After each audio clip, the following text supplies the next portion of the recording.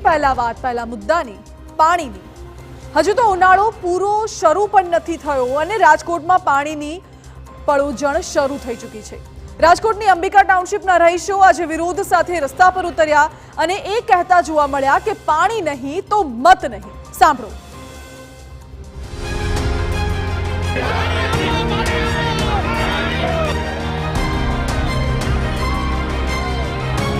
મહિને દીઠ પાણી વેચાતું લઈએ છીએ। બોલે છે ને પૈસાથી સેટિંગ કરે છે એના બધાના ટાંકા ભરાઈ જાય છે, પાણી આવતું જ નથી।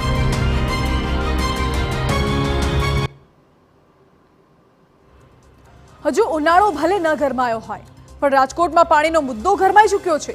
અહીંની અંબિકાનગર ટાઉનશીપની લગભગ 70 થી પણ વધુ સોસાયટીના રહીશોએ પાણી મુદ્દે વિરોધ પ્રદર્શન કર્યું હતું।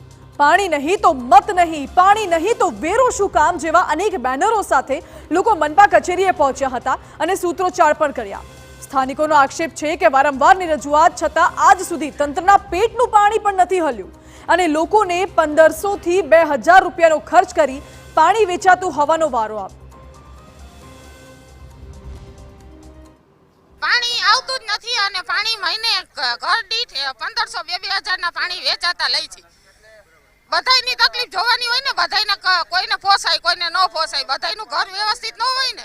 અંબિકા ટાઉનશીપની 180 સોસાયટીમાં આ પ્રોબ્લેમ ચાલે છે।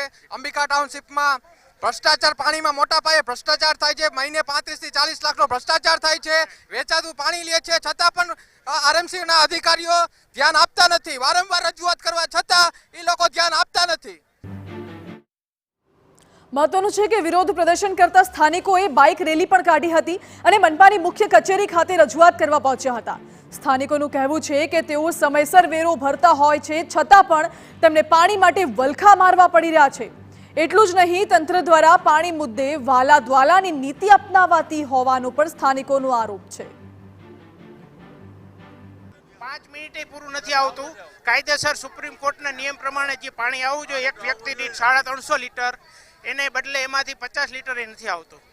શું કહેશો અમે કોર્પોરેટરને ઘણીવાર રજૂઆત કરી, કોર્પોરેશનમાં જઈને રજૂઆત કરી, આરએમસીની જે એપ્લિકેશન છે એમાં પણ રિક્વેસ્ટ કરી, કોઈ એનો જવાબ આપતા નથી। રિક્વેસ્ટમાં એવું આવે છે કે તમે જે પ્રશ્ન કર્યો છે એનું મેસેજ આવી જાય કે સોલ્વ થઈ ગયું, હકીકતમાં પાણી આવતું જ નથી। અને હું 2015થી અંબિકા ટાઉનશીપમાં રહું છું, પરંતુ 2015થી આજ સુધી પાણી જ નથી આવતું। કોર્પોરેટરને રજૂઆત કરી છે। અમે ટેક્સનો વેરો પણ એડવાન્સ ભરીએ છીએ, મારો ખુદનો વેરો પણ હર વર્ષે હું એડવાન્સ ભરી દઉં છું। આટલું કરવા છતાં પણ આટલા માણસો બધા હેરાન છે। અને અંબિકા ટાઉનશીપની અંદર 25,000 તો ખાલી વોટિંગ છે, જે લોકો વોટ પણ કરે છે। અમે હક છીએ, અમારો હક છે, અમને પાણી આપો, બસ એ જ અમારી